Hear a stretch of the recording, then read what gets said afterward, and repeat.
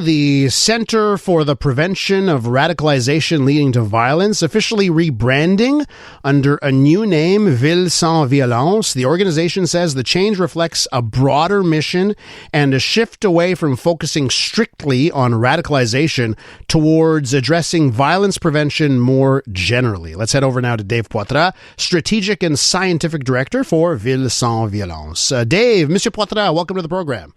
Hi, thanks for having me. So let's talk about how the center had been doing. Was it a job well done so far? Why don't we talk about the work that was being done behind the scenes that maybe doesn't get enough focus before we get to the rebranding? Yeah, thank you. Like for many years now, we have been receiving over 500 calls a year for people that want to have reassurances around the topics that are occurring in their lives. People, that have a loved one, also teachers that are facing different extremist ideologies in their class that want to have a sense of what is happening in their class and want to make sure that how to respond to such topics. So this is why the center was based 10 years ago. And then this is also still our mission today to address those concerns for people to make sure that they have a good connection with their loved ones and also how to address such issues, for example, in class. So, okay, well, let's get to the results part of this. Like, how are you calculating or judging yourselves on the results? So I get you get tons of calls, but maybe if we can go to what the center was actually doing to say, hey, listen, look, we're doing a great job. These are the results that we're providing.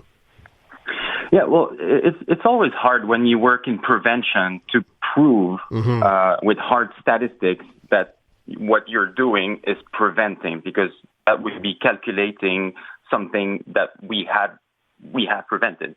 So these are always issues. It's the same thing, with public health issues. When you are doing prevention, you are basically stopping harm to happen. So it's always very hard to put a hard number on such issues. But what we can say is that we are answering a need because we have people calling us and re-calling us. We have follow-ups with the same people that are happy, of course, with what we are offering them as solutions, and they want to keep in touch with us to make sure, that they are having the right strategies with their loved ones in their class as well.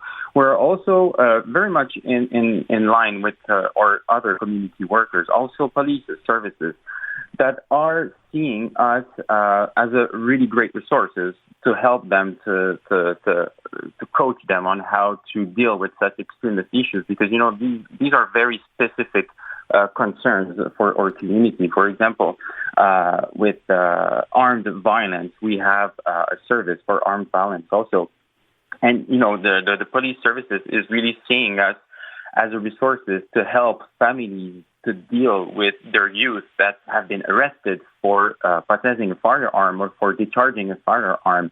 Because when a parent has a youth that is being arrested, parents are often very much desperate to understand what is happening with their youth. They do not know how the judicial system, the judicial procedures work, and they want to be accompanied. And the police services has been telling us that this was really something in the community that was missing, and we are there to help them with such issues. You were talking about teachers reaching out, family members reaching out, right? Why don't you take us through, like, one case? Obviously, you don't have to. We're not talking about names of people, but like an example. If you could give our listeners an example of a way your organization has acted in the past, the work that you have done up until today, and a good example for our listeners on the work that you do. Yeah, sure. For example, nowadays, for maybe like 3 or 4 years now, our misogynistic issues have been very much a concern for youth that have been exposed to such narratives online. And for example, teachers are calling us because, of course, they knew that students, that youth have been exposed to such issues, but a few years ago, teachers would tell us that, we were aware of such discourses within youth, but we didn't actually hear them in class. But nowadays, when a teacher, for example, is teaching about women's right to vote, and the evolution of feminism and the advances in society, when they are talking about that in class, students are openly asking, why is this something that is happening? And so teachers are... Where's that coming from? Like, how would you describe, like, where that's coming from? Like, where's the content coming from that the kids are consuming? Or is it not coming from online content? Is it coming from other places, family members, that kind of stuff? Where's it coming from?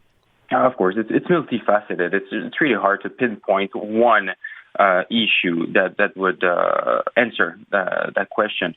But I would say still that one of the biggest issues that we think has been helping such narratives to thrive is online echo chambers that have been very strong regarding such types of radicalization. It's really hard to measure the adhesion of youth to such ideologies, but what has been more and more measured is how exposed they are online. From Statistics Canada, we had a study in 2022 that said that youth from 15 to 24, 70% of them have been exposed to such extremist beliefs or hate-related comments online in the past year, and 14% of them have been exposed to such issues on a daily basis.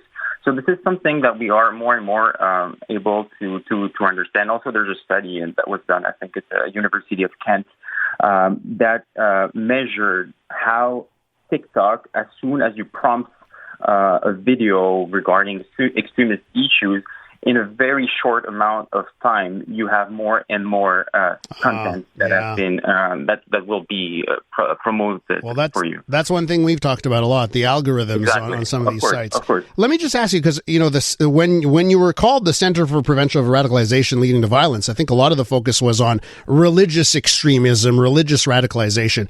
Is that still a component here? Because I know many people, many Montrealers would say our streets, we still see lots of examples of religious radicalization almost every week in this city. And they want to know if your group is going to continue to tackle that.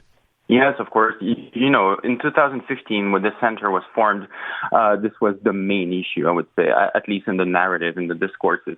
You had in 2014 the attack on Parliament Hill, you had the attack on Saint-Jean-Richelieu, you had also a lot of college students leaving to fight alongside the Islamic State in Syria. So these were the hot issues, if you will, in 2015 when the center was born. But our mandate has evolved through time. In 2017 and 15, we included hate-motivated acts in our issues. We also included in 2023 armed violence. But we have seen since 2020, radicalization, the face of radicalization evolved, and now we are much more concerned. Of course, ethno-nationalist, ethno-religious issues are still very prevalent amongst our numbers, amongst the people that are calling us. But we also see a lot of gender-based violence issues, complotist theories, theorists calling us for such issues. So it has evolved over time. But of course, ethno-national, ethno-religious radicalization is still very present in our data. And this leads, of course, to the name change. So Villes sans violence, you just feel it's more reflective of what you're doing today. Yeah, so the new name is to bring all of these issues together under a broader prevention mission. But it also allows us to speak about our work in a more positive and accessible way. The term radicalization can be intimidating for families, school, community partners. So sometimes we would hear that people would hesitate to call us because, I'm not sure if this is exactly radicalization that I'm seeing, that I'm hearing. So the broader name helps us reach out in a more easy way to people. Monsieur Poitras, Dave, I have to leave it there. I want to thank you for coming on. Thank you. iHeartRadio is throwing it back. 2010s, the decade. To the days of huge hits and unforgettable anthems. A non-stop stream of the biggest and best. Drake, Rihanna, Beyonce, Katy, Gaga, The Weeknd, and more. All your decade-defining favorites, all in one place. Hi, it's Katy Perry. Hey, it's Bruno Mars. This is Kesha. Find 2010's The Decade on the free iHeartRadio app. Preset the station so it's always one tap away.